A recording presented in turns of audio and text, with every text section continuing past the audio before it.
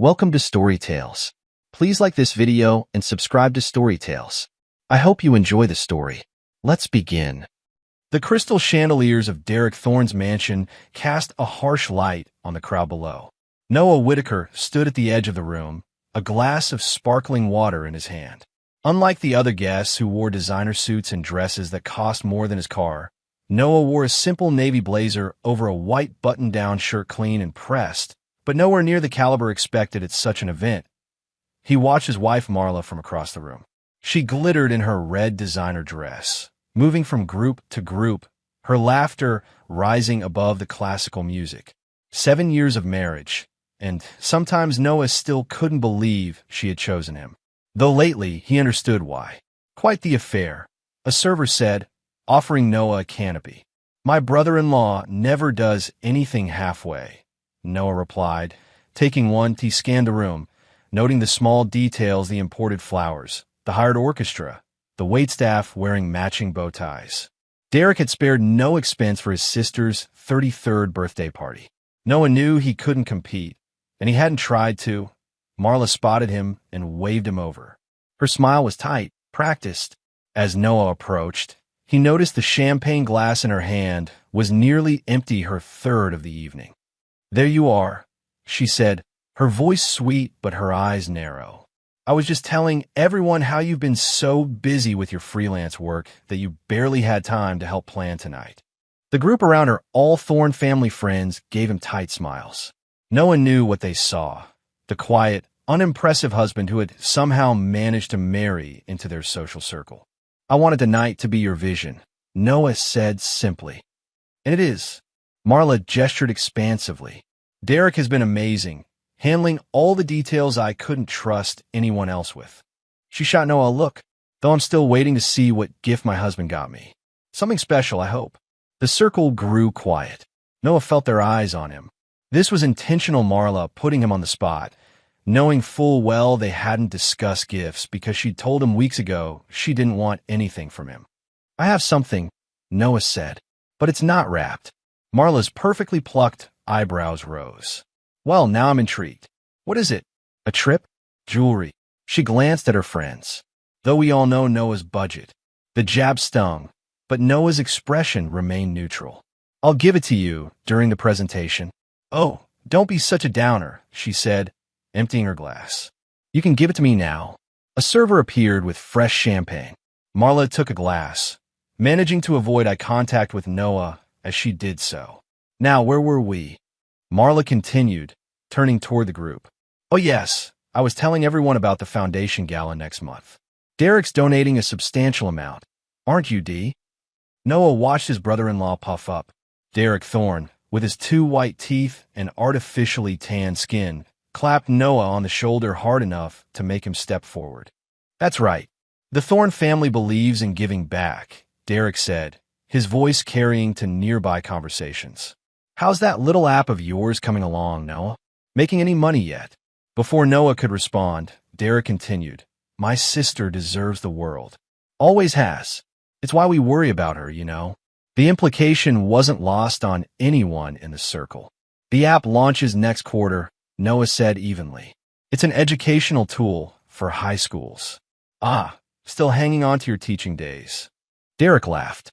"Some people just can't move forward, can they?" The orchestra shifted to a new song, faster and brighter. A server announced dinner would be served in 15 minutes. The crowd began migrating toward the dining hall. "Let's get this gift business over with," Marla said, grabbing Noah's elbow and steering him to a quiet corner. When they were somewhat private, her smile vanished. "Please tell me you actually got me something. I can't handle another embarrassment from you tonight." Noah reached into his inner jacket pocket and pulled out a simple white envelope. Marla stared at it, her shoulders dropping. "An envelope? Are you serious?" "Open it later," Noah said. "No, I'll open it now," she said, snatching it from his hand. "What is this? A gift card to some discount store? Or worse, one of your handwritten poems?" The opening notes of "Happy Birthday" rang through the hall. Derek's voice boomed through a microphone, calling for Marla to come to the center of the room. "This is my moment," Marla hissed, tucking the envelope into her clutch. Try to look happy for once. As she walked away, Noah watched her shoulders straighten, her public persona slipping back into place. She waved to the crowd, blowing kisses as she approached her brother. Noah followed at a distance, taking his place at the edge of the circle forming around Marla. He observed as she hugged Derek, kissed his cheek, and turned to face her audience. "Thank you all for coming tonight." Marla's voice carried clear and strong. "Having all of you here means the world to me." Waiters wheeled in a massive cake, decorated with edible gold and fresh flowers. Derek handed Marla another glass of champagne, and she raised it high. "To family," she said, "and to always moving up in the world." The crowd cheered. Marla's eyes found Noah's for a brief moment, then darted away. "And now," Derek said into the microphone, "it's time for gifts." He gestured to a table piled high with wrapped packages. "My sister deserves only the best, and I know some of us." He looked directly at Noah. "Might not be able to provide that, but that's what big brothers are for, right?" The crowd laughed. Noah felt heat rise to his face, but kept his expression neutral. "Speaking of gifts," Marla said, the alcohol making her bold, "my husband gave me this." She pulled the envelope from her clutch and held it up. "Shall we see what Noah thinks is appropriate for a 33rd birthday?" Noah hadn't expected this, not here, not now. He had planned for her to open it in private after the party. But perhaps this was better. Marla tore open the envelope with manicured nails. Her eyes scanned the contents, and the blood drained from her face. She looked up at Noah, then back at the envelope. "What is it, sis?" Derek asked, still speaking into the microphone. Marla's hands trembled. She stuffed the papers back into the envelope. "Just paperwork. For a surprise coming soon." Her voice had lost its confidence. Noah met her gaze across the crowd. For the first time in years, he saw fear in her eyes. "Well, that's disappointing," Derek laughed. "Let's move on to real gifts, shall we?" As the attention shifted away from her, Marla excused herself and rushed toward the bathroom. Noah didn't follow. He knew what she had seen, and he knew what would come next. The party continued around him. Cake was cut. Gifts were opened. Toasts were made. Noah stood in the same spot, drinking his sparkling water, watching as his wife eventually returned with freshly applied makeup and a slightly unsteady gait. For the rest of the evening, she didn't look at him once. 3 years earlier, Noah sat beside his father's hospital bed, watching the steady rise and fall of the old man's chest. The cancer had ravaged him quickly, too quickly for Noah to properly prepare. The monitors beeped softly in the sterile room. "You should go home and rest," the night nurse said as she checked his father's vitals. "We'll call if anything changes." Noah shook his head. "I'll stay." When the nurse left, Noah leaned forward and placed his hand over his father's. William Whitaker's skin felt like tissue paper, fragile and thin. "I'm here, Dad," he whispered. His father's eyes fluttered open. For a moment, they seemed clear and focused. "Noah." His voice was barely audible. "The house. Keep the house." "Don't worry about that now," Noah said. "Save your strength." William's fingers twitched against Noah's. "Promise me." "I promise, Dad. The house stays in the family." His father's eyes drifted closed again, but his breathing seemed calmer. Noah heard the click of heels in the hallway before Marla appeared in the doorway. Her face showed appropriate concern, but her body language spoke of impatience. "Any change?" she asked, remaining in the doorway. Noah shook his head.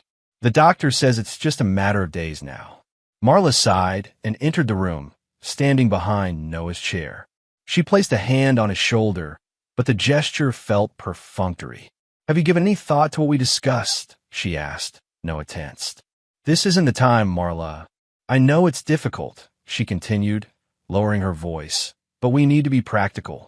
That house is worth a small fortune now, especially with the new development going in nearby. We could finally move into something more suitable." Noah turned to look at her. "My father built that house with his own hands. It's where I grew up." "It's also falling apart," Marla said. "The repairs alone would eat up any profit we might make from selling it." "I'm not selling." Marla's fingers dug slightly into his shoulder. "I'm just trying to help us plan for the future. Your father would want that." Noah looked back at his sleeping father. "He just made me promise to keep the house." He's on heavy medication, Noah. He doesn't know what he's saying. A soft monitor alarm beeped, and a nurse hurried in. Noah, and Marla stepped back as she adjusted something on his father's floor. Everything's fine, the nurse assured them. His oxygen dropped a bit, but we've corrected it. When they were alone again, Marla checked her watch. I have to go. Derek's picking me up for the charity board meeting. Noah nodded, not taking his eyes off his father. Will you be home tonight? She asked. No. Marla hesitated in the doorway. Noah, I know this is hard, but life goes on. We need to think about our future. Noah didn't respond. After a moment, he heard her heels clicking away down the corridor. 2 days later, William Whitaker died peacefully in his sleep. Noah was holding his hand when it happened. The funeral was small but dignified. Noah's students sent flowers. His colleagues from the high school came, offering condolences and casseroles.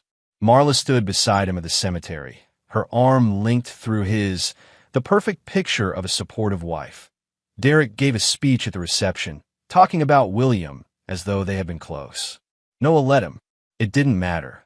That night, alone in his childhood home, Noah descended into the basement.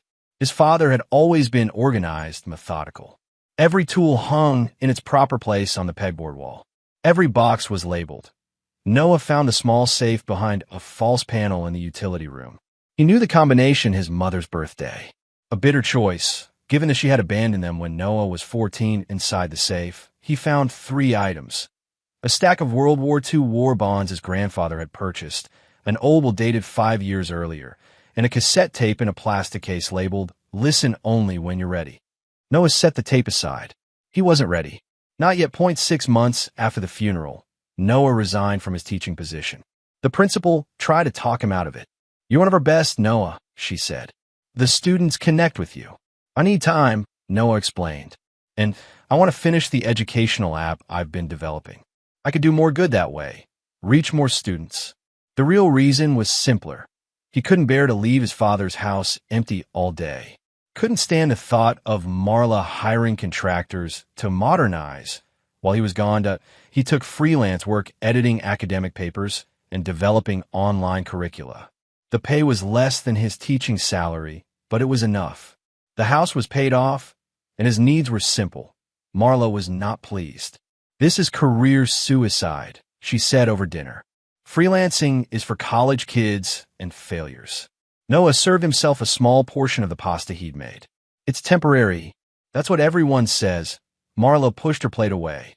"Derek says he can get you a job at the corporate office. Something in HR or marketing." "I'm not interested in working for Derek." Marla's eyes narrowed. "What is your problem with my brother?" "He's only trying to help."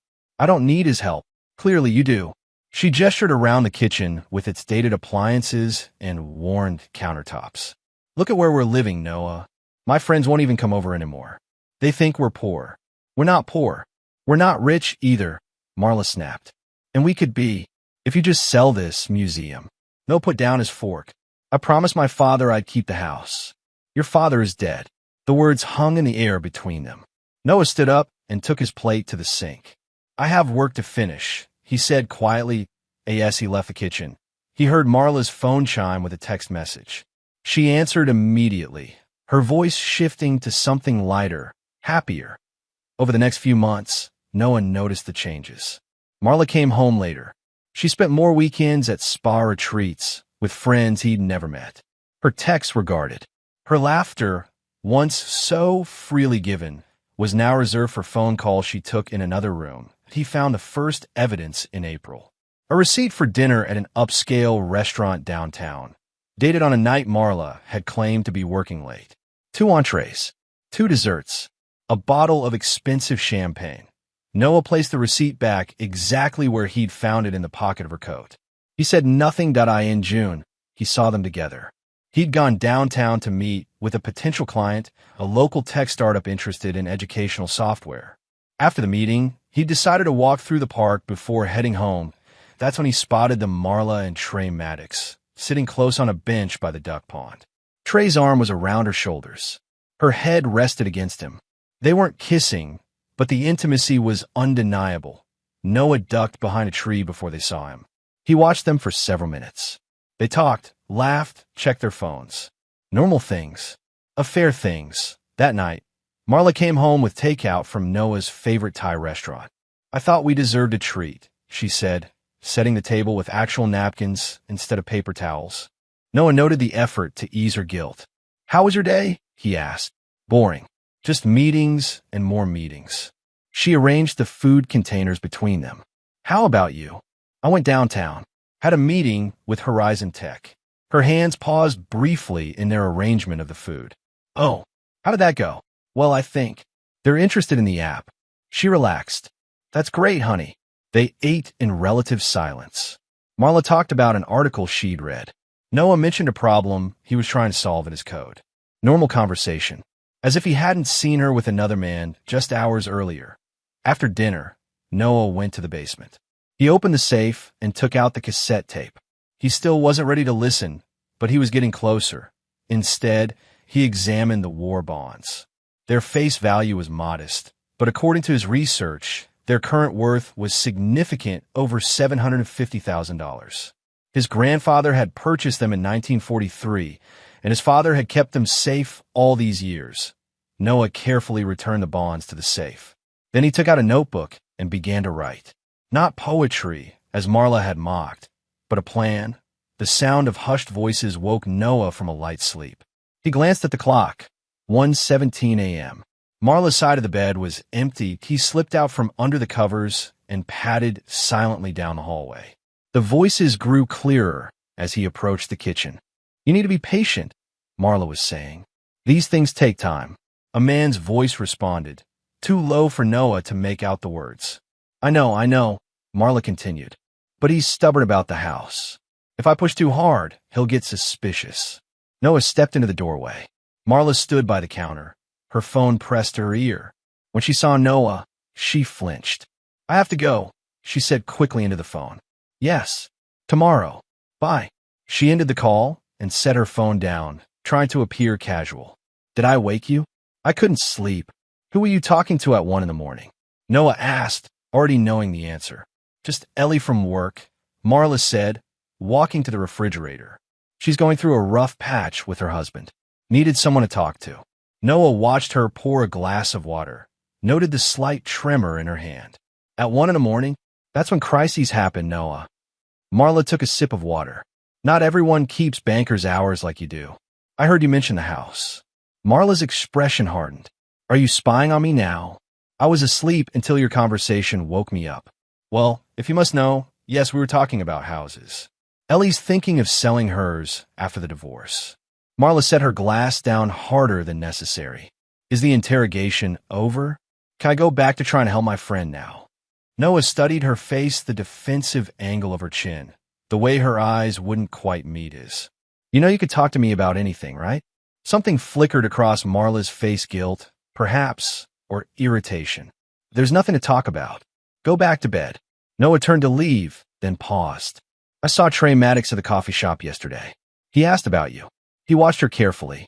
For a split second, panic crossed her features before she controlled it. Oh, her voice was a touch too high. That's nice. I haven't seen Trey in ages. The lies settled between them like a physical thing. Good night, Marla. Noah returned to bed, but didn't sleep. He listened as Marla moved around the kitchen for another half hour before finally coming back to the bedroom. She slipped under the covers on the far side of the bed, careful not to touch him. The next day, Noah went to the basement again. This time, he took out the cassette tape. He found his father's old tape player in a box of electronics and plugged it in. His father's voice filled the small basement room, slightly distorted by the aging recorder, but unmistakable. Noah, if you're listening to this, I'm gone, and you're facing a difficult decision. A cough. Then his father continued. I've watched you and Marla over the past few years. She's changed, son. Or maybe she was always this way, and I didn't want to see it. Noah sat on an old wooden stool, gripping the edge of his father's workbench. The house isn't just a house, his father's voice continued. It's a test. I told you to keep it because I wanted to see if she would support you, even when it wasn't in her best interest. A marriage should be stronger than ambition. Another cough, longer this time. In the will, I've left everything to you.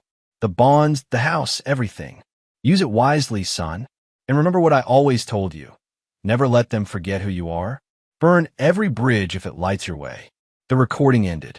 Noah sat in silence for several minutes before rewinding the tape and putting it back in its case. He returned it to the safe, along with the will. That weekend, Marla announced she was going to visit her college roommate in Chicago. It's just for 3 days, she said, packing carefully folded clothes into a weekend bag. You'll hardly notice I'm gone. Noah leaned against the bedroom doorframe. Give Cynthia my best. Marla's hands stilled momentarily. I will. Noah knew Cynthia had moved to Australia 2 years ago. He also knew that Trey Maddox was attending a fitness industry conference in Chicago that same weekend. He'd seen the announcement on Derek's social media page. Need a ride to the airport? Noah offered. No, I've got an Uber coming. Marla zipped her bag closed. I've left some meal prep in the fridge. Try to eat something besides cereal while I'm gone. When the Uber arrived, Noah carried her bag to the car. He kissed her cheek as she got in. She smelled like expensive perfume more than she usually wore for a casual trip. Had a good time, he said. Her smile was tight. Thanks. Don't forget to water the plants. As the car pulled away, Noah took out his phone and opened the banking app.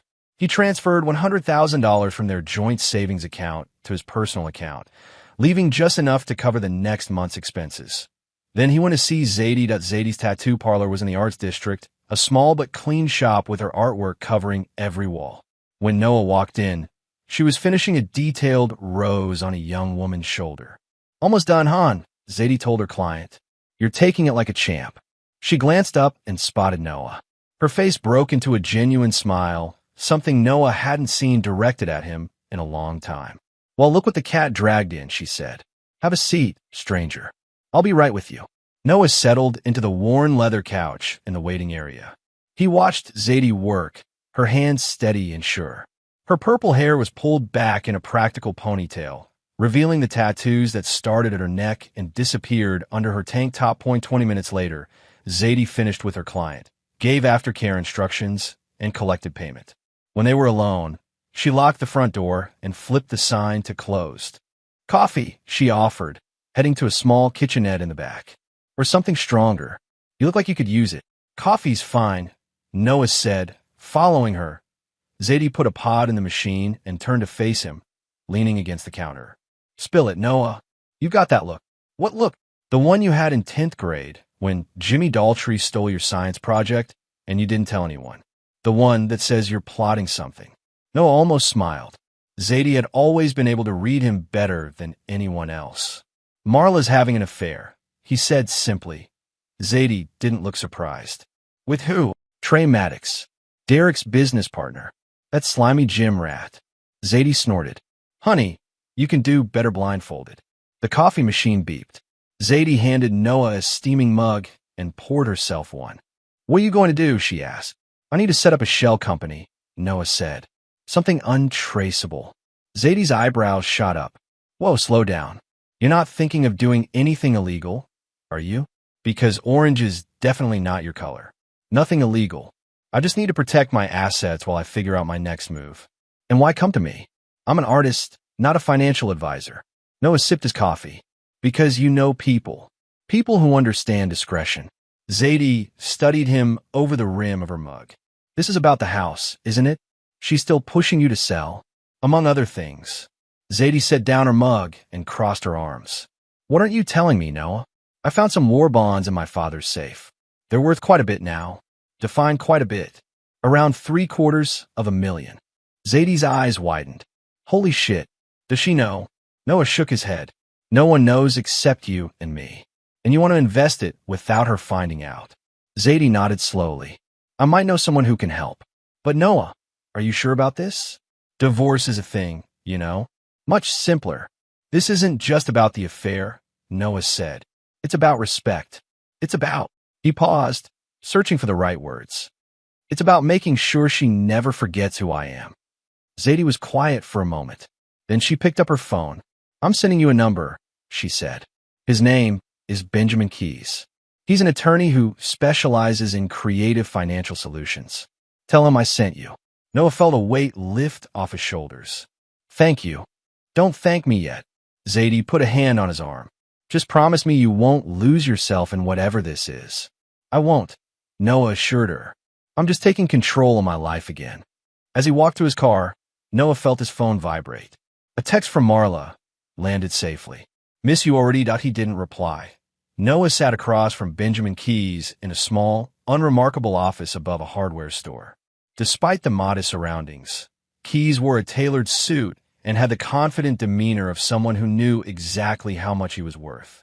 Zadie speaks highly of you, Keyes said, studying the documents Noah had brought. Says you're meticulous and trustworthy. I try to be, Noah replied. Keyes nodded absently, still reading. These bonds are impressive. Your grandfather was a forward thinker.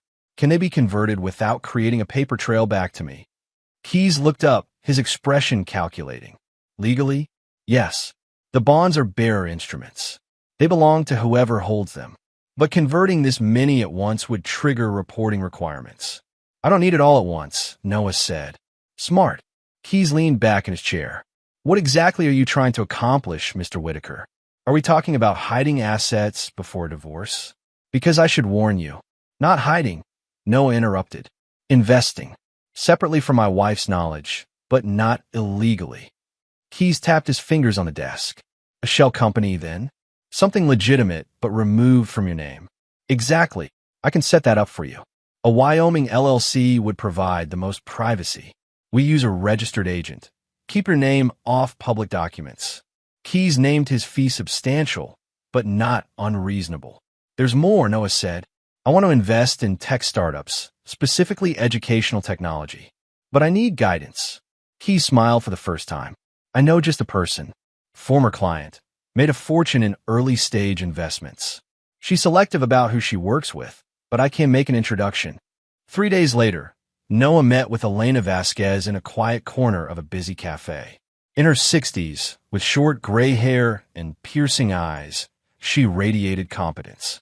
Benjamin says you have capital to invest, she said after they'd exchanged pleasantries, and that you're interested in ed tech. That's right, Noah confirmed. I believe there's significant growth potential there. Based on what analysis? I was a teacher for 10 years. I've been developing educational software for the past 3. I see the gaps in the market. Elena took a sip of her espresso. Most people come to me with money and expect me to tell them where to put it. You already know. I have some ideas, Noah admitted, but I need your expertise to validate them. Elena studied him for a moment. Bring me your list. Top 5 companies you think are worth investing in, and why. I'll review them and give you my assessment. Over the next 2 weeks, Noah researched intensively. He compiled detailed analyses of emerging educational technology companies, focusing on those with innovative approaches but limited capital. When he presented his findings to Elena, she seemed impressed. These are solid choices, she said, especially Learnify and Cognitive Loop. Their algorithms are revolutionary, but they're struggling to scale. Those are my top 2, Noah said. I'd add Neurotech to your list, Elena suggested. They're working on adaptive learning systems that could change how we understand educational achievement. By the end of the month, Whisper Ridge LLC was fully operational.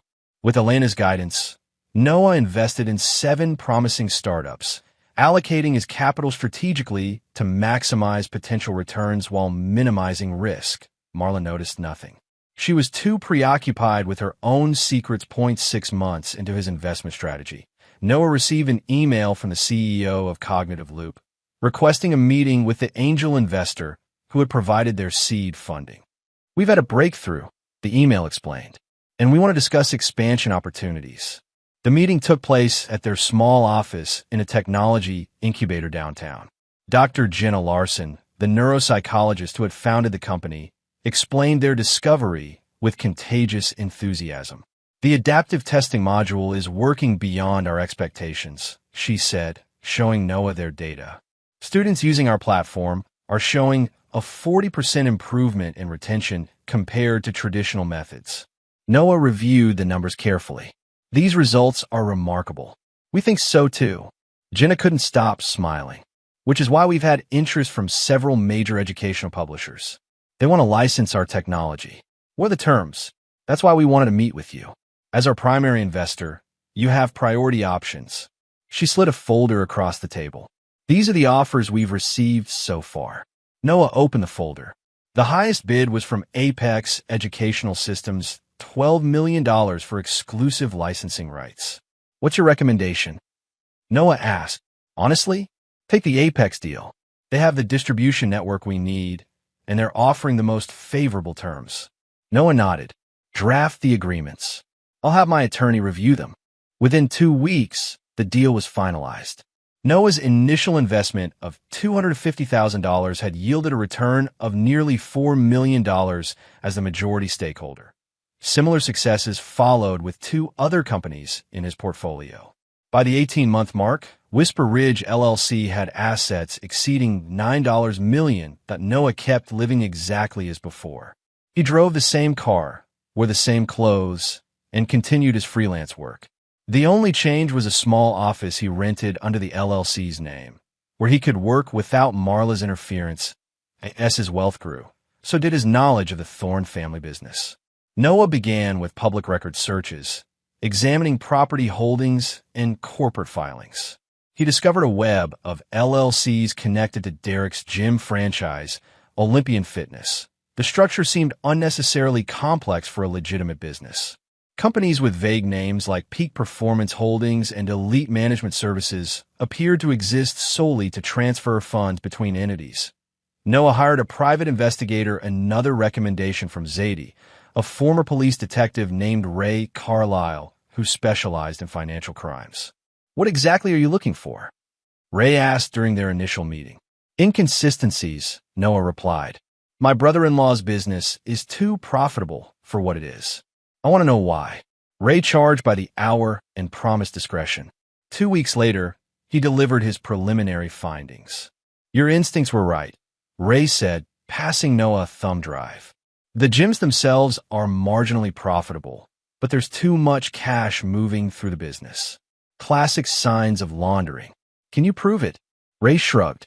I can document suspicious patterns. Proving intent would require access I don't have. That's FBI territory. What about my wife's involvement? Noah asked. Her name is Marla Whitaker, formerly Thorne. Ray nodded. She's listed as an officer on several of the shell companies. Whether she's actively involved or just a signature, I can't say. Noah inserted the thumb drive into his laptop. Show me. Ray opened a complex diagram of interconnected companies. See these 3 LLCs here? Your wife is the sole officer on record. They receive regular transfers from the management company that handles the gym's cash flow. What happens to the money after that? It gets scattered real estate investments, equipment purchases, consultant fees. Ray pointed to several arrows on the diagram. Most of it eventually ends up here, in an offshore account in the Caymans. Noah studied the screen. Is there any legitimate explanation for this structure? Ray chuckled. Sure. If you're running an international conglomerate with complex tax considerations, not for a regional gym chain. I need more evidence, Noah decided. Bank statements, transfer records, anything that shows clear illegal activity. That's going to cost you, Ray warned. And it crosses into gray legal territory. I understand. Do it anyway. Over the next several months, Ray built a comprehensive file documenting years of suspicious financial transactions. Noah stored all the evidence in a secure cloud account, accessible only with 2-factor authentication. Meanwhile, Marla grew increasingly distant. She spent more weekends away, citing work commitments or family obligations. When she was home, she was distracted, constantly checking her phone. Derek visited more frequently, always with a veneer of brotherly concern.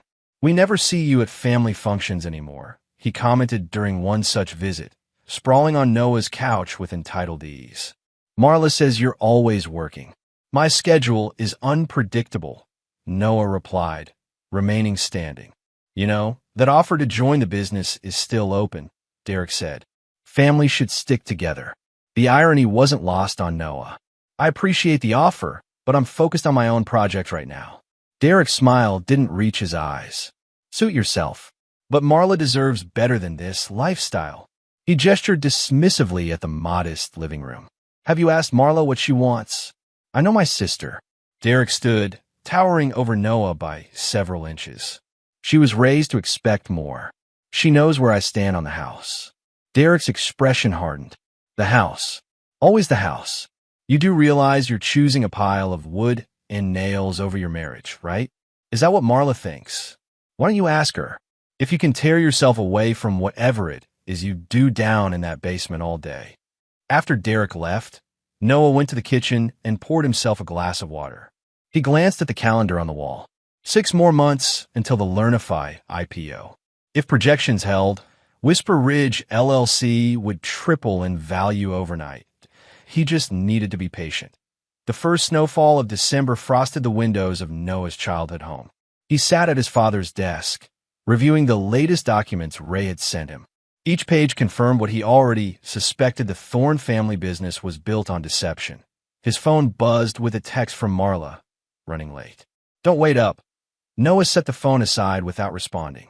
He'd stopped asking where she was going or who she was with. The answers were always lies. He turned back to his computer screen, scrolling through bank statements for Elite Management Services. The pattern was clear: large cash deposits followed by immediate transfers to Marla's companies, then dispersed to various vendors and contractors. Many of the invoices appeared legitimate at first glance, but Ray had flagged numerous inconsistencies. A construction company that received monthly payments of exactly $9,999, just under the federal reporting threshold, had no website, no physical address beyond a P.O. box, and no business license on file with the state. A consulting firm receiving 6-figure payments quarterly listed Derek's college roommate as its sole employee. Equipment purchases for gym locations that had closed years ago. The evidence was damning, but Noah needed more. Specifically, he needed proof that Marla was knowingly participating in the scheme. That he picked up his phone and called Ray. I need access to her email, Noah said without preamble when Ray answered.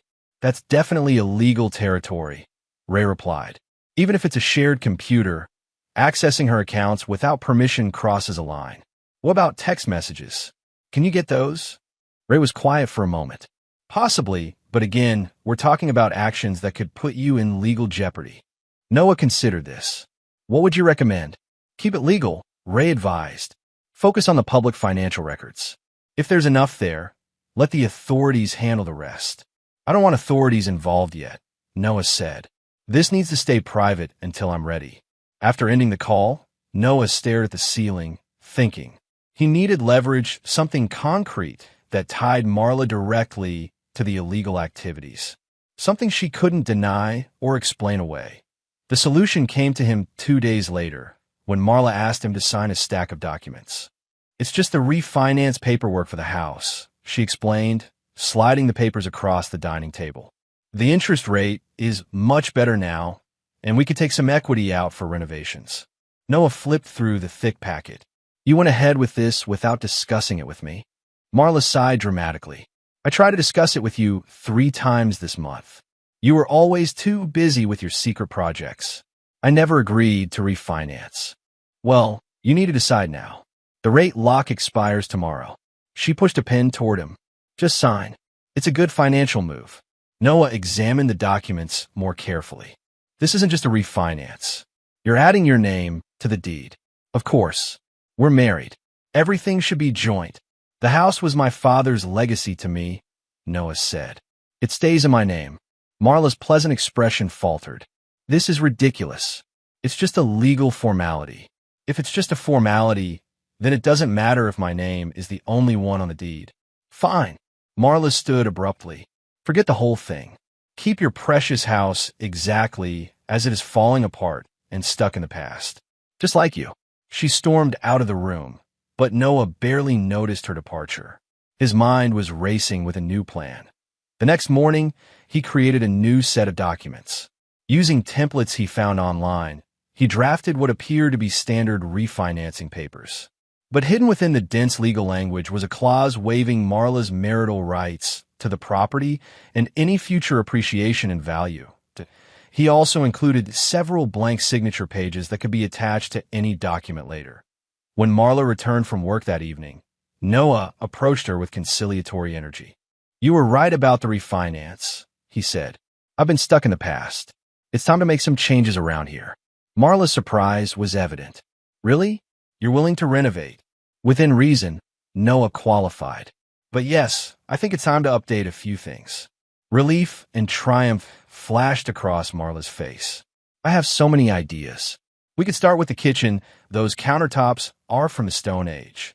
"I've done some research," Noah said, pulling out his folder. "There's a better rate available than the one you found. I've started the paperwork." He laid the documents on the coffee table. "It's mostly filled out, just needs our signatures." Marla barely glanced at the papers. "This is great, Noah. I knew you'd come around eventually. We should celebrate," Noah suggested. "Open that bottle of wine your brother gave us for Christmas." While Marla went to get the wine, Noah arranged the papers strategically, placing the crucial pages in the middle of the stack. 2 glasses of wine later, Marla signed everywhere Noah indicated, including the hidden waiver and the blank signature pages. "I'm proud of you," she said, kissing his cheek after signing the last page. "This is the first step toward our future." Noah collected the papers, feeling a twinge of guilt that quickly dissolved when he saw a text notification flash on Marla's phone. "Miss you already. Same time next week." The next day, Noah brought the signed papers to Benjamin Keyes. "Are you sure about this?" Keyes asked after reviewing the documents. "It's legally binding, but if she challenges it later and proves she didn't understand what she was signing, she won't challenge it," Noah said confidently. "Not after I show her everything else I have." Keyes raised an eyebrow, but didn't press further. "What about these blank signature pages?" "Insurance," Noah explained. "Just in case." With the waiver properly filed and the blank signatures securely stored, Noah turned his attention back to the Thorne family finances. He needed one final piece of evidence to complete his case. The opportunity came when Derek invited them to his lake house for a weekend in February. Noah, who normally declined such invitations, surprised Marla by accepting. "Are you feeling all right?" she asked suspiciously. "You hate these weekends?" "I think it's time I made more of an effort with your family," Noah said. "Isn't that what you've always wanted?" The lake house was ostentatious 6 bedrooms, a home theater, and a boathouse larger than some apartments. Trey Maddox was there, along with several other business associates Noah recognized from Derek's social media posts. Marla seemed nervous about having Noah and Trey in the same space, but Noah played the role of oblivious husband perfectly. He engaged in polite conversation, asked appropriate questions about the gym business, and excused himself early each night, claiming to be tired. What he actually did was search Derek's home office while everyone else was busy with late-night drinks and hot tubs socializing on the second night. He found what he was looking for: a laptop left carelessly on the desk, still logged in to Derek's email account. Noah inserted a small USB drive and quickly copied selected folders. .by Sunday afternoon. When they drove home, Noah had everything he needed. Emails between Derek and various associates discussing cleaning cash through the business. Communications with offshore banking representatives. And most damning of all, explicit instructions to Marla about which documents to sign and what to tell Noah if he asked questions. Back home, Noah downloaded the emails to his secure cloud storage and added them to his growing file of evidence against the Thorne siblings. That night, as Marla slept beside him, Noah stared at the ceiling and thought about his father's words. "Burn every bridge if it lights your way." The time for burning was approaching. Noah arrived at Zadie's apartment with a bottle of wine and a stack of folders under his arm. Her building was in a gentrifying part of town once industrial, now populated with artists and young professionals attracted by the affordable rents and high ceilings. Zadie opened the door wearing paint-splattered overalls over a black tank top. Her purple hair had given way to a vibrant teal, and a new tattoo adorned her left forearm, a phoenix rising from ashes. "Right on time," she said, stepping aside to let him in. "And you brought the good stuff." "Impressive." Noah handed her the wine. "Thanks for doing this." "Hey, we're friends for if not plotting elaborate revenge schemes." She grinned and led him into her open-concept living space. The apartment reflected Zadie's personality: colorful, eclectic, and unapologetically authentic. Canvases in various stages of completion leaned against walls. Plants thrived in unexpected corners. Books were stacked beside comfortable furniture that prioritized function over fashion. "I want you to meet someone," Zadie said, gesturing toward a man sitting at her dining table. He stood as they approached, tall, with warm brown skin and closely cropped hair peppered with premature gray. His button-down shirt was rolled up to the elbows, revealing forearms marked with old scars. "Noah, this is Michael Bell," Zadie said. "Michael, this is Noah, my oldest friend and current schemer extraordinaire." Michael extended his hand. "Nice to meet you. Zadie speaks highly of you." Noah shook his hand, noting the firm grip. "Likewise. How do you two know each other?" "Michael is my fiancé," Zadie announced, a hint of wonder in her voice, as if she still couldn't quite believe it herself. "We met when I did his memorial tattoo last year." "For my sister," Michael explained, touching his right forearm where an intricate butterfly design was visible beneath his shirt sleeve. "Zadie has a gift for capturing memories." Noah looked between them, noticing the easy way they occupied space together. "Congratulations. I didn't know you were seeing anyone." "It happened fast," Zadie admitted. "But when you know, you know." Michael smiled at her with unguarded affection. "I'll open the wine while you two catch up." As he moved to the kitchen, Zadie lowered her voice. "Michael used to work in the district attorney's office. He's a defense attorney now, specializing in financial crimes." Noah raised his eyebrows. "Convenient. I thought so too." Zadie grabbed his arm. "He doesn't know specifics about your situation. I just told him you needed legal advice about some sensitive documents." "Thank you for the discretion."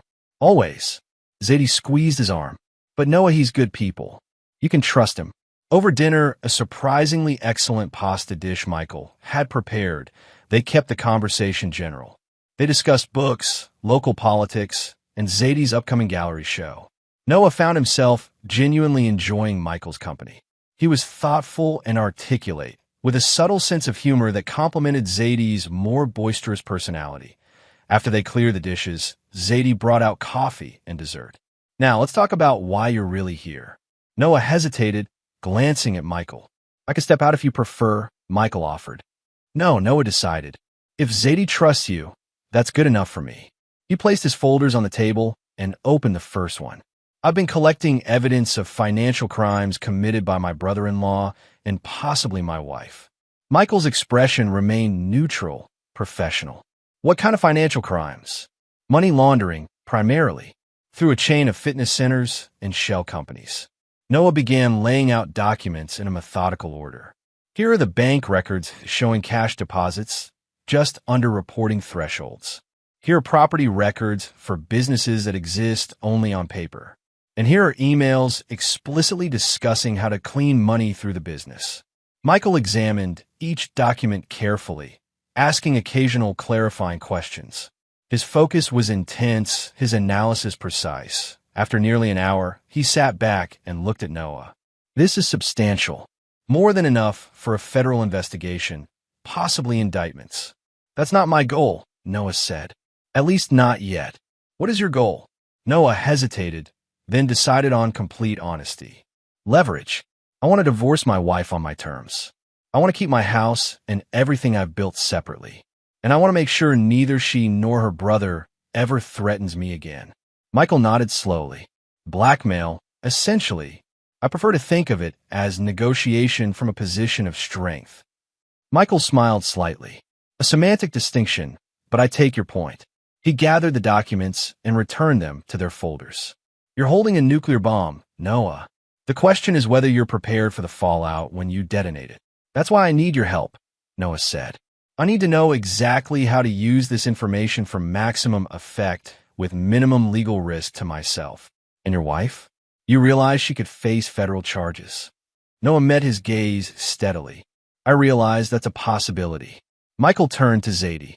"Your friend plays a long game." "You have no idea," Zadie replied. "He once waited 2 years to get back at a bully who stole his lunch money in 7th grade. The kid never knew what hit him." "What did you do?" Michael asked Noah, curious. "Nothing illegal," Noah assured him. "Just a carefully orchestrated social humiliation." Michael tapped his fingers on the table. "Well, if you're committed to this course of action, There are some things you should know about evidence collection, admissibility, and the legal implications of threatening to expose criminal activity. For the next 2 hours, Michael outlined a strategy that would maximize Noah's leverage while minimizing his legal exposure. He explained how to properly document chain of custody for the evidence, how to phrase demands to avoid accusations of extortion, and how to protect Noah's own assets from potential clawback if the Thorne family business faced legal consequences. The key is compartmentalization, Michael explained. You need a clear separation between any knowledge of wrongdoing and your financial decisions. That's already in place, Noah said. My investments are completely separate from anything connected to the Thorns. Good. Keep it that way. Michael closed his notebook. I'd also suggest preparing for worst-case scenarios. If this goes sideways, you could face retaliation, legal or otherwise. I've considered that. Have you? Michael's expression was serious. People who launder money often have connections to more dangerous individuals. Derek could be working with people who solve problems through means other than lawyers. Noah hadn't considered this angle. You think he might be dangerous? I think desperation makes people unpredictable, Michael clarified. And what you're planning will make him very desperate. Zadie, who had been uncharacteristically quiet, spoke up. Maybe there's another way, Noah. Divorce her, take your money, and move on. Is revenge worth the risk? It's not about revenge, Noah said. It's about justice and making sure they never take advantage of anyone else again. Michael studied him for a moment. I believe you mean that. But be careful, the line between justice and vengeance is thinner than most people realize. As Noah gathered his folders to leave, Michael handed him his business card. Call me when you're ready to move forward. And Noah, whatever you decide to do with this information, make sure it's something you can live with afterward. Noah nodded. I appreciate the advice and the help. That's what friends do, Michael said, putting an arm around Zadie's waist. They help each other make difficult decisions with clear eyes. On the drive home, Noah thought about Michael's warnings. Was he underestimating the potential fallout? Was his desire for justice, or yes, perhaps revenge, clouding his judgment? He parked in front of his house and sat in the car for several minutes. Lights off, engine silent. Marla's car wasn't in the driveway. Despite telling him she was having dinner with a client, she was likely with Trey. Noah took out his phone and opened the investment app he used to monitor Whisper Ridge LLC's holdings. The Learnify IPO was scheduled for next month. Current projections estimated a 400% return on his initial investment. That he closed the app and went inside, decision made. The plan would proceed. But he would take Michael's advice and prepare for all contingencies, including the possibility that the Thorns might be more dangerous than he had assumed. In the quiet house, Noah descended to the basement and opened his father's safe. He removed the cassette tape and placed it into the old player. His father's voice filled the room once more. Never let them forget who you are. Burn every bridge if it lights your way. Noah listened to the entire recording, drawing strength from his father's words. When it finished, he rewound it and placed it back in the safe. Then he went to his workbench and began drafting a new document, the final piece of his plan. Spring arrived with unexpected warmth, bringing color back to the neighborhood. Noah tended to the garden his father had meticulously maintained, pruning rose bushes and preparing beds for new plantings from the front yard. He heard the distinctive sound of Marla's luxury SUV pulling into the driveway, a vehicle she had purchased without consulting him, claiming it was necessary for client meetings. She emerged from the car laden with shopping bags bearing designer logos. When she spotted Noah kneeling in the dirt, garden shears in hand, her smile tightened almost imperceptibly. You're getting filthy, she called as she approached. I thought we agreed to hire a landscaper this year. I enjoy gardening, Noah replied, sitting back on his heels. It was my father's passion. Marla sighed. Yes, I know. Everything about this house is sacred. She shifted her bags from one hand to the other. I'm hosting the book club tomorrow night. Could you make yourself scarce? We'll be discussing topics not suitable for husbands. Of course, Noah said. I have a meeting downtown anyway. Perfect. She started toward the house, then paused. Oh, and Derek invited us to dinner Saturday. The new steakhouse downtown. I can't make it, Noah said. I have a deadline. Marla's expression hardened. You always have a deadline, or a meeting, or some other excuse to avoid my family. Not true. I went to the lake house. Once. In 7 years of marriage. Marla shook her head. Whatever. I'll tell him you're busy being important in the basement again. She went inside, letting the screen door slam behind her. Noah continued working in the garden for another hour, his mind elsewhere. The Learnify IPO had exceeded all projections, nearly quintupling his investment overnight. Combined with his other holdings, Whisper Ridge LLC now controlled assets exceeding $25 million that Elena had called that morning to congratulate him. You have a gift for picking winners, she'd said. What's your next move? Consolidation, Noah had replied, in preparation for a major life change. That evening, Noah made dinner a simple pasta dish that had once been Marla's favorite. She arrived home later than usual, her movements slightly unsteady as she dropped her purse on the counter. You cooked, she observed, surprise in her voice. What's the occasion? No occasion, Noah said. Just felt like cooking. Marla kicked off her heels and poured herself a glass of wine from an open bottle on the counter. Well, aren't you full of surprises lately? They ate in relative silence. Noah noticed that Marla was drinking more quickly than usual, already pouring her third glass before finishing her meal. Everything okay? He asked. Fine. She took another large swallow of wine. Just a stressful day. Anything you want to talk about? Marla laughed, the sound brittle. Since when are you interested in my day? I've always been interested, Noah said quietly. You stopped sharing. Something flickered across Marla's face, guilt, perhaps, or a momentary recognition of truth, but quickly disappeared. Well, if you must know, one of my clients is being difficult about payment terms. Nothing I can't handle. Noah nodded, knowing it was a lie. According to Ray's latest report, Marla hadn't worked with an actual client in months. Her marketing consultancy existed primarily on paper, serving as a conduit for Derek's laundered money. After dinner, they moved to the living room. Marla brought the wine bottle, now nearly empty. Derek thinks we should consider moving to the new development on the north side, she said abruptly. The Oaks. He knows the developer could get us a good deal. Noah kept his expression neutral. I'm not interested in moving. Of course you're not. Marla finished her wine. Heaven forbid we live somewhere that doesn't remind you of your father every minute of every day. It's not about my father, Noah said, though they both knew that wasn't entirely true. This is my home. It's a mausoleum. Marla stood, somewhat unsteadily. I'm tired of living with ghosts, Noah. Then perhaps you should consider other arrangements. The words hung in the air between them. Marla stared at him, momentarily speechless. Are you suggesting divorce? She finally asked. I'm suggesting you think about what you really want, Noah replied. Because it's clearly not this life, with me, in this house. Marla's laugh was harsh. Now he gets it. Only took you 7 years. Why did you marry me, Marla? The question seemed to catch her off guard. She sat back down, her anger momentarily displaced by introspection. You were different, she said after a moment. Steady, intelligent. You didn't care about impressing people or climbing social ladders. She looked around the modest living room. I thought it was refreshing. And now I think I was running away from something, not towards something. She poured the last of the wine into her glass. You know what Derek told me when we got engaged? He said, he'll never be one of us. He doesn't have the ambition. And you think he was right. I know he was right. Marla's words were slurring slightly. Look at us, Noah. Look at this house.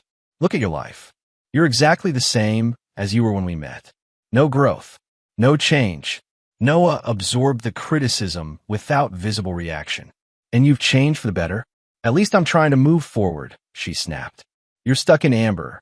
Moving forward by sleeping with Trey Maddox. The words escaped before he could reconsider them. It wasn't part of the plan to confront her yet, but her condescension had triggered something deep within him. Marla froze, wine glass halfway to her lips. What did you say? You heard me. Noah kept his voice level. I know about the affair, Marla. I've known for over a year. She stared at him, calculation visible in her eyes, as she tried to determine how much he really knew.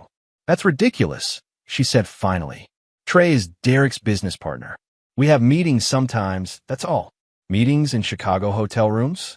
At the lake house, when you think I'm asleep? Color drained from Marla's face. You've been spying on me. I didn't need to spy, Noah said. You've been careless. Receipts in your coat pockets. Late-night phone calls. Weekends away that never quite add up. Marla set down her wine glass with exaggerated care. So what now? You want a divorce? Fine. But understand something. Noah, you'll get nothing.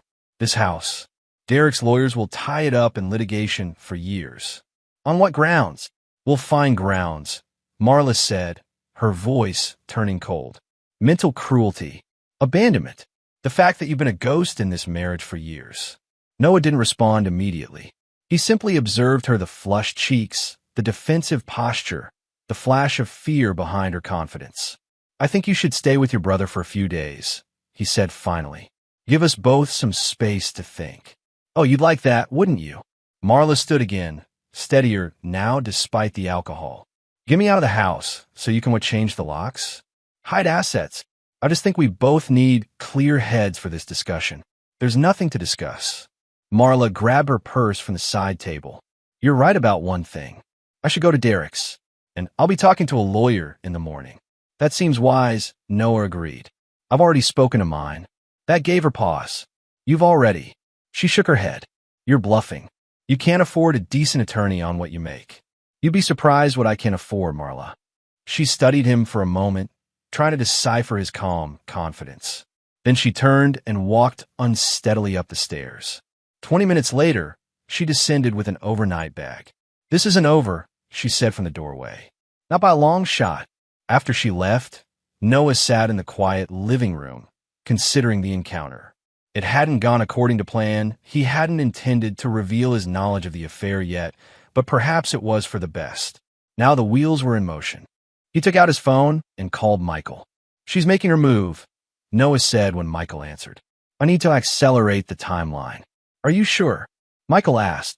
Rushing could make mistakes more likely. I'm sure. She mentioned lawyers. How soon can we meet? Tomorrow morning, my office. 8 a.m. I'll be there. Noah ended the call and went to the basement. He opened his father's safe and removed the war bonds, the will, and the cassette tape. These would need to be stored elsewhere now that Marla knew conflict was imminent. As he climbed the stairs with the items, his phone chimed with a text. It was from Zadie. Michael just told me. You okay? Noah replied, better than okay. It's finally happening. Zadie's response came quickly. Be careful what you wish for. Still meeting for dinner tomorrow? Noah had forgotten their standing monthly dinner. Yes. I'll have updates by then. He placed the items from the safe in his briefcase and carried it to his car, locking it in the trunk. Then he returned to the house and methodically began gathering evidence of his separate finances, bank statements, investment reports, property records, anything that documented his activities while building Whisper Ridge LLC. At by midnight, his preparation was complete. Noah went to bed in the empty house, sleeping better than he had in years. The next morning, a text from Marla arrived as he was leaving for his meeting with Michael. My lawyer will be contacting you. Don't do anything stupid. Noah didn't respond. He drove downtown to Michael's office, ready for the next phase of his plan. The weeks leading up to Marla's birthday passed in a blur of legal meetings, financial transactions, and careful preparation. She had returned to the house after her initial exit, moving into the guest bedroom and maintaining a cold distance from Noah. They communicated primarily through terse texts and notes left on the kitchen counter. Derek called once, his voice heavy with manufactured concern. Marla's upset, he said. She says you're being unreasonable about division of assets. I wasn't aware we were officially divorcing, Noah replied. Has she filed papers? Derek coughed, caught off guard. Not yet, but it's heading that way, isn't it? Perhaps. In the meantime, this remains between Marla and me. Listen, Noah. Derek's voice hardened. My sister deserves better than what you can give her. You know that. I know that. Let's not make this messier than it needs to be. Is that a threat? A suggestion? Derek clarified. From a concerned brother. I appreciate your concern, Noah said evenly. But as I said, this is between Marla and me. After ending the call, Noah contacted Ray, increasing security measures around his separate residence, a downtown apartment leased by Whisper Ridge LLC that Marla knew nothing about. He also arranged for Ray to monitor Derek's movements in the days leading up to the birthday party. The party itself had been Derek's idea, according to Marla's reluctant explanation. Just family and close friends, she'd said. At Derek's house. He feels we need something positive right now. Noah had agreed to attend without objection, surprising Marla with his easy acquiescence. Now, the day of the party had arrived. Noah arrived at Derek's estate an hour before the scheduled start time, explaining to the confused housekeeper that he was helping with final preparations. Mr. Thorne and Mrs. Whitaker are still getting ready upstairs, she informed him. The caterers are in the kitchen. Perfect, Noah said. I'll just arrange my gift with the others. The housekeeper directed him to a table in the main living room, already bearing several beautifully wrapped packages. Noah placed his plain white envelope strategically in the center of the display, propped against a larger gift so it couldn't be missed. Then he wandered through the house, familiarizing himself with the layout and exit options. The main floor was open concept, with floor-to-ceiling windows overlooking manicure grounds. A grand staircase led to the upper level, where he could hear movement, Marla and Derek's voices drifting down intermittently. Noah checked his watch. Still 40 minutes before guests would arrive. He slipped outside through French doors leading to a stone patio. From his pocket, he took a small digital recorder and tested it, speaking a few words and playing them back to ensure it was functioning properly. His phone vibrated with a text from Michael. Everything in place? Noah replied. Yes. Envelope delivered. Now we wait. Michael's response came quickly. We're on standby. Text when it's done. Noah pocketed his phone and the recorder, then returned to the house. In the kitchen, caterers bustled about, arranging appetizers on silver platters. They barely glanced at him as he helped himself to a bottle of sparkling water from an ice bucket. He was sitting calmly in an armchair in the living room when Marla descended the stairs. She wore a crimson dress that hugged her figure, her hair and makeup flawless. She froze momentarily when she spotted him. You're early, she said, recovering quickly. I wanted to help set up. Noah replied, that Marla's eyes narrowed suspiciously. Since when do you care about party preparations? I thought it might reduce your stress level. Noah gestured to the gift table.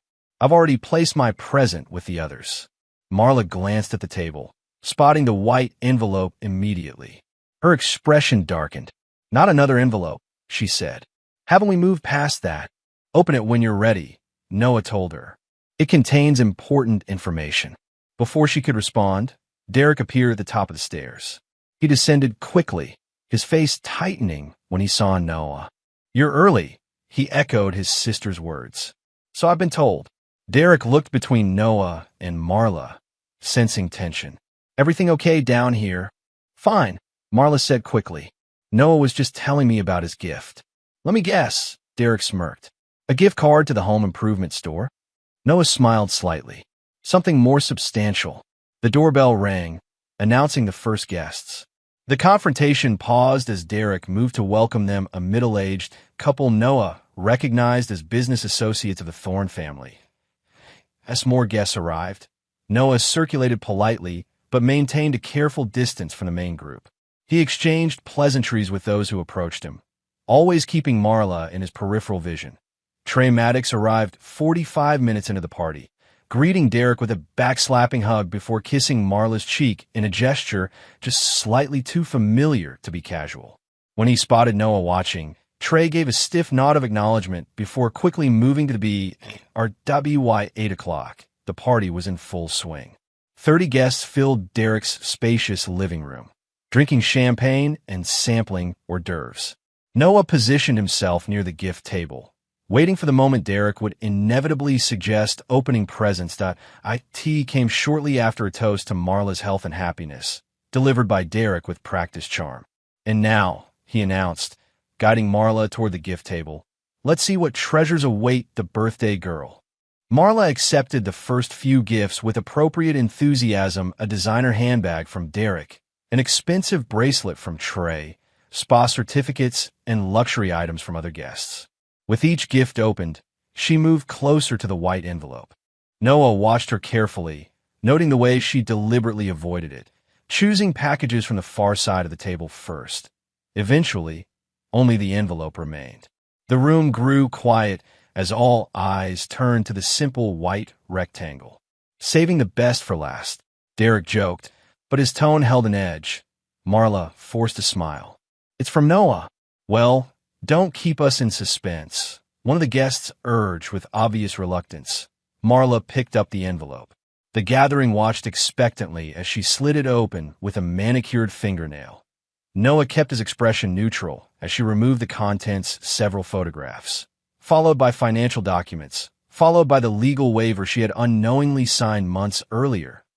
He watched understanding dawn on her face as she looked through the materials, first confusion, then shock, followed by growing horror. Her hands began to shake. "What is it, sis?"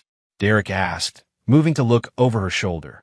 Marla quickly stuffed the documents back into the envelope. "Just paperwork," she stammered, for a surprise Noah's planning.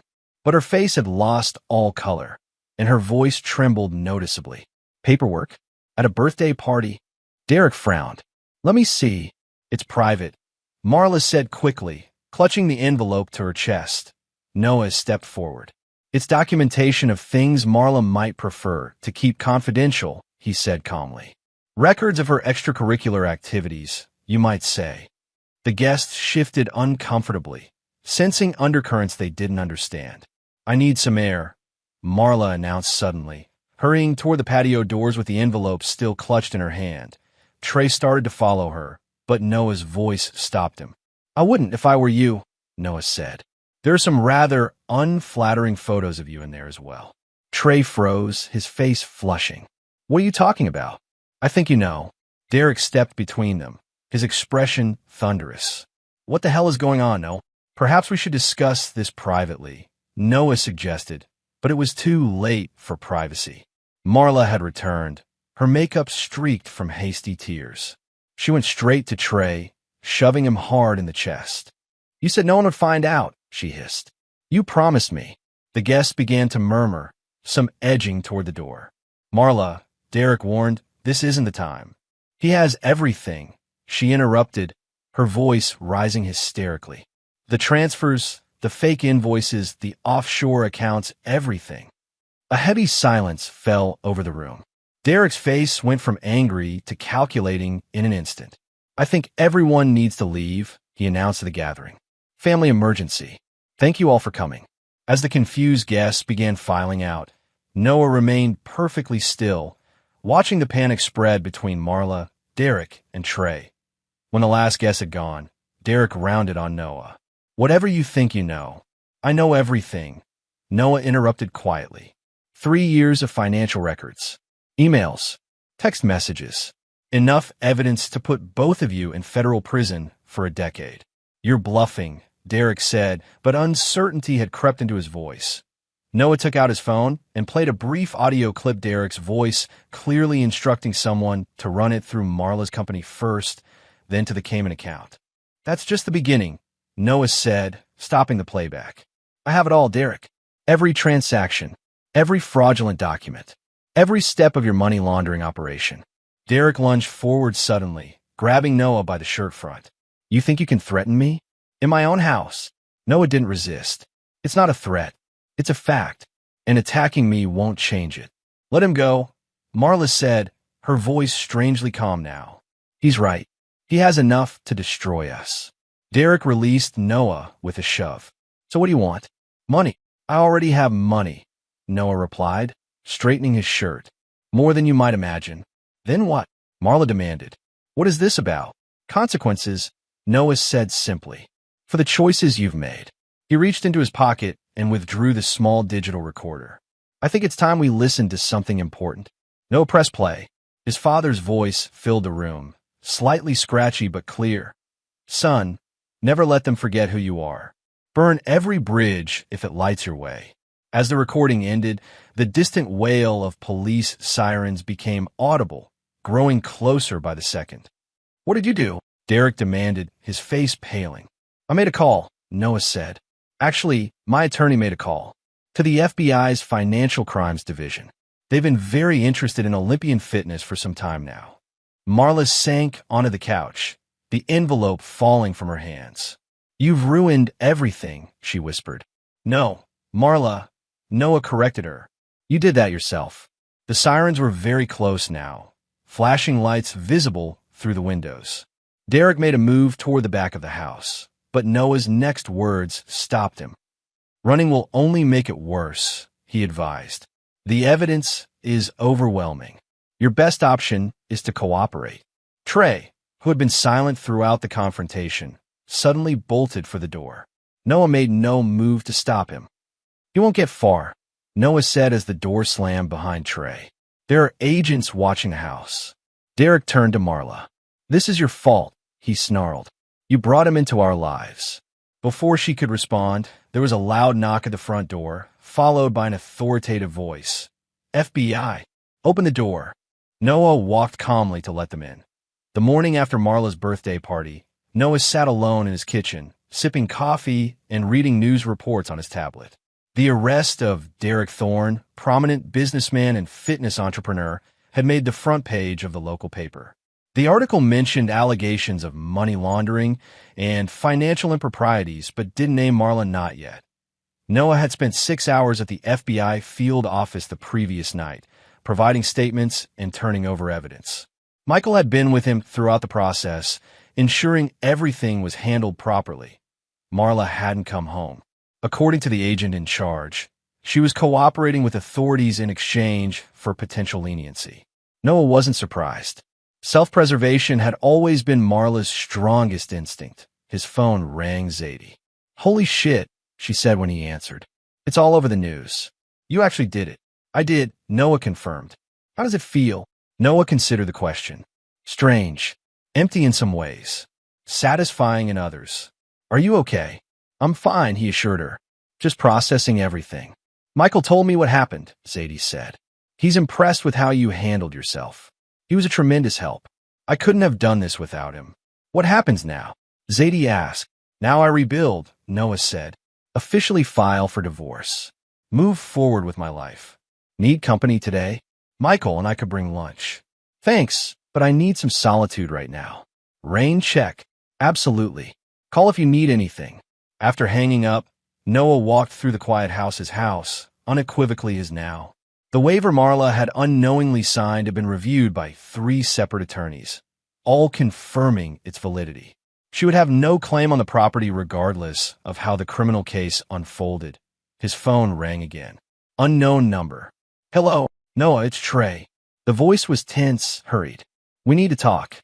"No, we don't," Noah replied calmly. "There's nothing to discuss. Look, I know you hate me, but this has gotten out of hand. Derek's looking at serious time. Marla's career is over. Actions have consequences. They're saying I could be charged as an accessory." Trey continued, desperation creeping into his voice. "I had nothing to do with the financial stuff. I just work there. You should probably address that with your attorney, not me." "Please," Trey said, "if you tell them I wasn't involved." "But you were involved," Noah interrupted. "Maybe not with the money laundering, but you were involved in destroying my marriage. You made your choices, Trey. Now you get to live with them." Noah ended the call and blocked the number. Later that morning, he drove downtown to the offices of Whitaker Educational Technologies, the new name for Whisper Ridge, LLC. The modest suite on the 12th floor of a glass tower offered views of the city skyline and, in the distance, the river winding through parks and neighborhoods. His assistant, Janet, greeted him as he entered. "The team's waiting in the conference room. There's coffee and bagels." "Thank you," Noah said. "And thank you for handling everything yesterday." Janet nodded, her expression sympathetic. "Of course. It's all over the news, you know. Are you sure you want to hold the meeting today?" "Absolutely. Life goes on." In the conference room, 6 people waited: software developers, marketing specialists, and educational consultants Noah had hired over the past 6 months. They looked up expectantly as he entered. "Good morning," Noah began, taking his place at the head of the table. "First, let me address the elephant in the room. Yes, my brother-in-law was arrested last night. Yes, it will likely impact my personal life significantly. No, it will not affect this company or our mission. Relief visibly swept through the group. Now, Noah continued. Let's discuss the school district pilot program. Jenna, where do we stand with implementation? For the next 2 hours, Noah focused entirely on the business's business, built from his father's legacy and his own determination. The educational application they were developing had secured commitments from 3 major school districts for pilot programs beginning in the fall. After the meeting, Noah went to his private office and closed the door. He sat at his desk and opened his laptop, checking news updates. The story was expanding. Marla's name had appeared in an afternoon report, identifying her as a person of interest in the investigation. His phone buzzed with a text from Michael. She's asking to see you. Says it's important. Noah stared at the message for a long moment before replying, where Michael's response came quickly. FBI office. My advice is to decline, but your call. Noah considered his options. I'll meet her. Can you arrange it? Already did. For PM today. I'll meet you there at 4 o'clock. Noah sat in a sterile interview room at the FBI field office. Michael waited outside, having advised Noah on what he could and couldn't discuss. The door opened, and Marla entered, escorted by a female agent. Her designer clothes had been replaced by jeans and a plain blouse. Without makeup, she looked younger, vulnerable. 30 minutes, the agent told them before leaving. Marla sat across from Noah, her hands clasped tightly on the table between them. Thank you for coming, she said, her voice subdued. I wasn't sure you would. What do you want, Marla? She looked directly at him for the first time. I want to understand why. Why did you do this? Why not just divorce me? This was never just about our marriage, Noah said.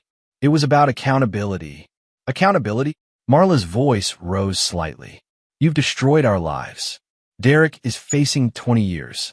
The business is finished. My reputation is ruined. You destroyed your own lives, Noah corrected. I just exposed what you were already doing. Marla's eyes narrowed. You planned this for years, didn't you? All those hours in the basement. The quiet acceptance of everything I did. It was all part of your scheme. I gave you chances, Marla. Many chances to be honest, to treat me with respect. You chose otherwise. So this is punishment for not loving you enough? She asked bitterly. No, Noah said. This is justice for breaking the law. For thinking you were above consequences. For believing your family name would protect you forever. Marla was quiet for a moment. The money, she said finally. You mentioned having more than we might imagine. What did you mean? Noah smiled slightly. I built a company while you were busy with Trey. It's quite successful. Disbelief crossed Marla's face. You're lying. Whitaker Educational Technologies.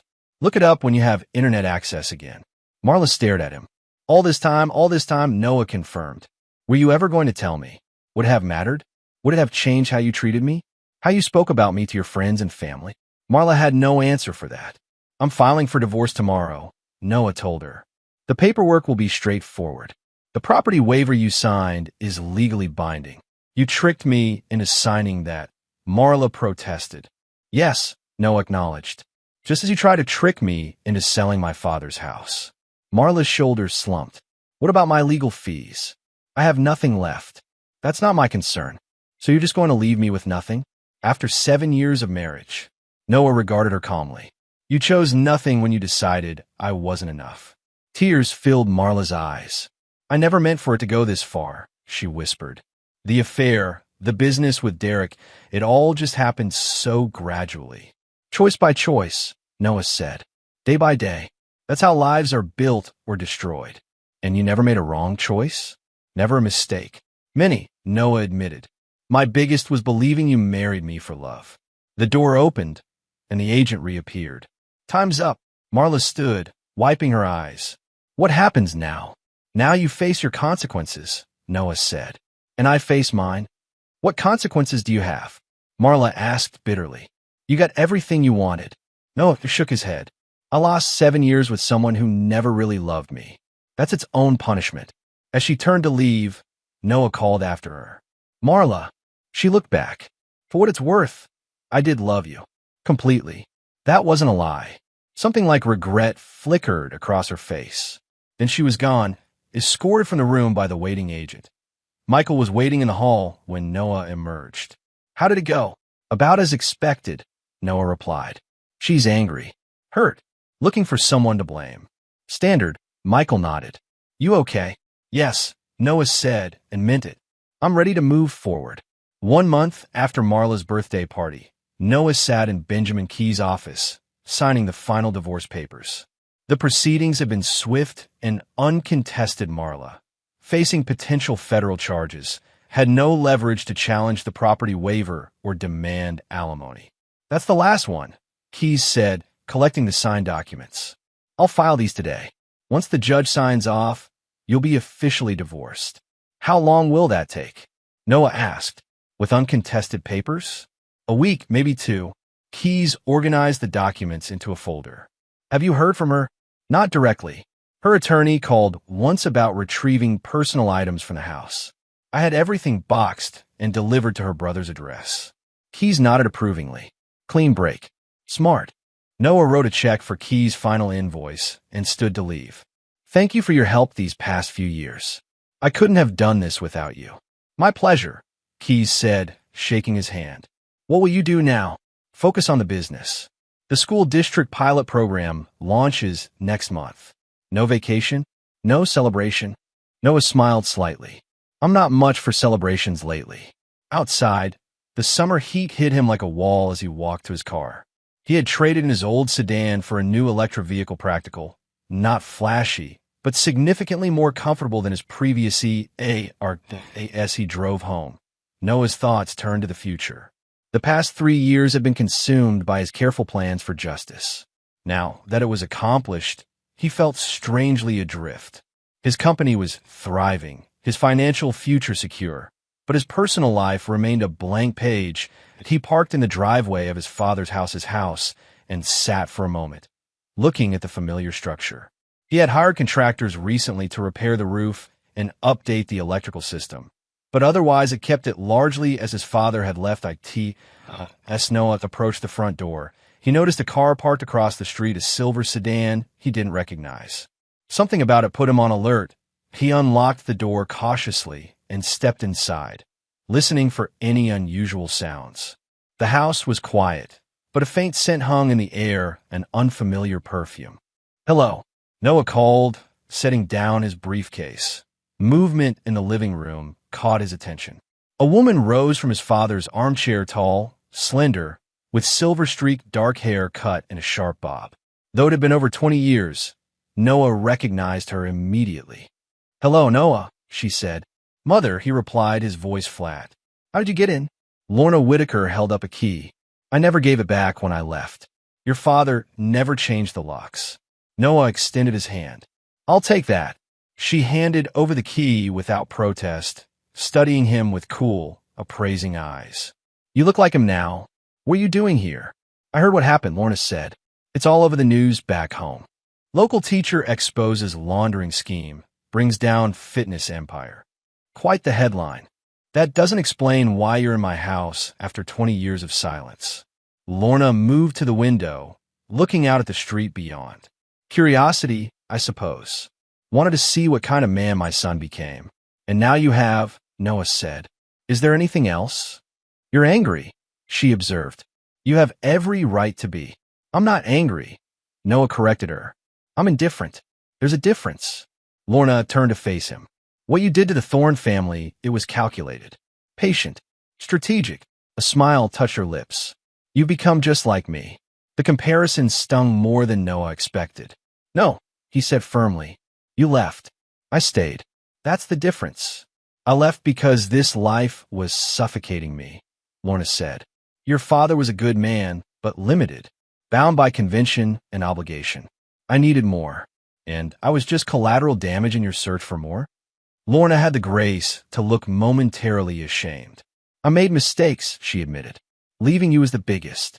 I should have fought for custody, taken you with me." "To do what?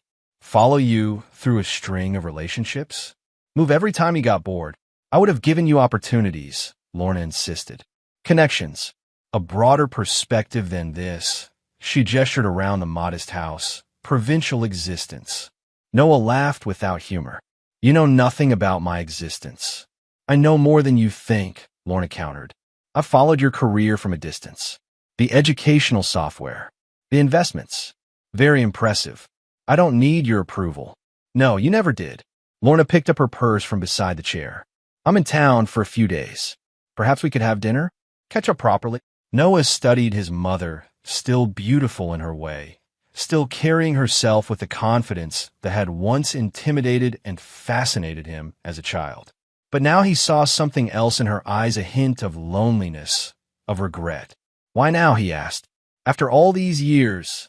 Because life is short, she replied. And because I'm proud of you. What you did took courage. It wasn't courage, Noah said. It was justice. Call it what you will. The result is the same. Lorna moved toward the door. Think about dinner. I'm at the Riverside Hotel, room 412. Noah made no response. He simply held the door open for her to leave. One last thing, Lorna said, pausing on the threshold. Your father, did he ever forgive me? No, Noah said honestly. He never did. Lorna nodded, unsurprised. And you? Will you ever forgive me? I don't know, Noah admitted. That's not a decision I need to make today. Fair enough. Lorna stepped outside. Goodbye, Noah. Goodbye, Mother. Noah closed the door behind her and leaned against it, emotions he had long suppressed threatening to surface. He took several deep breaths, then pushed away from the door and went to the kitchen. He opened his father's old roll-top desk in the corner and took out the worn leather journal William Whitaker had kept for decades. Noah had read it many times over the years, finding comfort in his father's steady handwriting and practical wisdom. He turned to a page marked with a faded ribbon. A man is defined not by the injuries he suffers, but by how he heals from them. Forgiveness isn't weakness, it's freedom from the past. But it must be earned, not merely requested. Noah closed the journal and replaced it in the desk. Then he took out his phone and called Zadie. Hey, stranger, she answered warmly. How are the divorce papers? Signed and filed, Noah told her. But that's not why I'm calling. My mother showed up today. Holy shit, Zadie breathed. After all this time? What did she want? To reconnect, apparently. She invited me to dinner. Are you going? Noah looked around the kitchen, his father's kitchen. Now his. I haven't decided. What does your gut tell you? That I need to face this, Noah admitted. One way or another. Then do it, Zadie advised. You confronted Marla. You confronted Derek. Maybe it's time to confront your past, too. Maybe. Noah sighed. How are the wedding plans coming? Chaotic, Zadie laughed. But good chaos. Michael wants you to be his best man, by the way. He's too nervous to ask himself. Me? We've only known each other a year. And in that year, you've become one of his closest friends. Just say yes. Noah smiled despite himself. Yes, of course. Good. Dinner tomorrow? The three of us. Actually, Noah said, making a sudden decision, I might be having dinner with my mother tomorrow. Can we make it the day after? Absolutely, Zadie said, surprise evident in her voice. And Noah? I'm proud of you. After hanging up, Noah went to the basement not to hide, as Marla had always accused, but to remember. He ran his hand along his father's workbench, feeling the worn wood smooth beneath his palm. The safe remained in its hidden location, though now it contained different treasures, legal documents for his company, the original code for his educational software, a few family photographs he'd salvaged from old albums. Noah opened it and took out his father's tape recorder and the cassette. He no longer needed to listen to it. He had memorized every word, but he kept it as a reminder of where he had come from and how far he had traveled. I did it, Dad, he said softly to the empty room. I never let them forget who I am. Then he returned the tape to the safe, closed it securely, and went upstairs to begin the next chapter of his life. The autumn leaves crunched beneath Noah's shoes as he walked through the park, hands tucked into the pockets of his coat. Beside him, Zadie chattered enthusiastically about honeymoon destinations while Michael listened with amused patience. I'm thinking Thailand, she was saying, or maybe New Zealand, somewhere with both beaches and adventures. You hate beaches, Michael reminded her. You burn in 5 minutes and complain about sand getting everywhere. Details, Zadie waved dismissively. Noah, back me up here. Beaches are worth the suffering, right? Don't drag me into this. Noah laughed. My last vacation was a weekend in Chicago 3 years ago. That's sad, Zadie declared. We need to fix that. Group trip after the wedding. They reached a small cafe nestled at the edge of the park, their regular meeting spot for Sunday brunch. A server greeted them warmly and led them to their usual table by the window. Before I forget, Michael said as they settled in, I heard from a contact at the U.S. Attorney's office yesterday. Derek took a plea deal. Noah looked up from the menu. What are the terms? 12 years, eligible for parole in 8. Full cooperation against his suppliers. Substantial fines. And Marla? Noah asked. Probation. Community service. A suspended sentence contingent on her testimony. Michael studied Noah's reaction. Are you okay with that? Noah considered the question. Yes, he said finally. She was a participant, but not the mastermind. The punishment fits. Zadie squeezed his hand. You're a better person than I am. I'd want her in prison too. Prison wouldn't serve any purpose, Noah said. She's lost everything that matters to her. Her status, her family connections, her lifestyle. That's punishment enough. Their food arrived, temporarily pausing the conversation.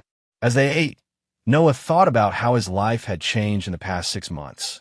The company was thriving. The school district pilot program had expanded to 27 schools across 3 states. He had hired 15 new employees and moved to larger offices downtown. His personal life had seen changes too. He had met with his mother 3 times before she returned to Arizona. Their relationship remained tentative, weighted by history, but a door had been opened. They exchanged occasional emails, now nothing deep or revealing, but communication nonetheless. Earth to Noah, Zadie's voice broke into his thoughts. You're a million miles away. Sorry, he smiled. Just thinking about everything that's happened. Regrets? Michael asked perceptively. No, Noah said. Reflections. After brunch, they walked back through the park. Michael and Zadie walked slightly ahead, hands intertwined, while Noah followed at a relaxed pace. His phone chimed with an email notification. He paused to check a message from Dr. Jenna Larson at Cognitive Loop. Great news. Harvard University wants to implement our adaptive learning system campus-wide. This could be the breakthrough into higher education we've been working toward. Can you meet tomorrow to discuss? Noah smiled as he typed his reply. Absolutely. This is exactly the direction we should be moving. See you at 10. He pocketed his phone and hurried to catch up with his friends. Good news, Zadie asked, noting his expression. Very good news, Noah confirmed. A major university wants our learning system. That's fantastic. Michael clapped him on the shoulder. We should celebrate. Dinner at our place tonight? I'd like that. Noah said. As they continued walking, Noah's thoughts returned to his father, what he would think of everything that had happened, of the man Noah had become. He liked to believe his father would be proud, not just of the business success, but of the integrity with which Noah had faced his challenges. Later that evening, sitting in Michael and Zadie's comfortable apartment, Noah raised his glass for a toast. To justice, he said, and to new beginnings. To new beginnings, they echoed. After dinner, as conversation flowed easily around him, Noah felt a sense of peace he hadn't experienced in years. The journey had been long and at times painful, but he had emerged stronger, wiser, and surrounded by people who genuinely cared for him. He thought of something his father had written in his journal. Victory isn't measured by what you gain, but by who you become in the process. That be why that measure. Noah had won completely.